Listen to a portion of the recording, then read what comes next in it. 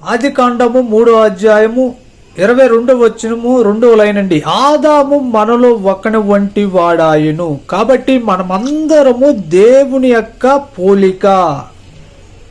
మనిషి దేవుని యొక్క పోలిక. మనుషులను గౌరవించండి, మనుషులను సన్మానించండి, అప్పుడే దేవుని కూడా గౌరవించిన వారు అవుతారండి. ఏ మనిషిని ఎవరినైనా సరే, వారు చిన్నవారు కావచ్చు పెద్దవారు అయినా సరే, సులకన చేసి తక్కువ చేసి మాట్లాడొద్దు. పరిశుద్ధుడా, ప్రేమ గల తండ్రి, జీవం గల దేవ, అయ్యా అదిగో తండ్రి, నిన్ను ప్రేమించే కృప అందరికీ దయచేయమని, ఈ భూమి మీద ఉన్న మనుషులను కూడా ఆయన గౌరవించే కృప దయచేయమని యేసు నామములో అడుగుచున్నాము తండ్రి, ఆమేన్. మీ ప్రార్థన అవసరం ఏమన్నా సరే కామెంట్ చేయండి. నా జీవితం నీ కోసమే,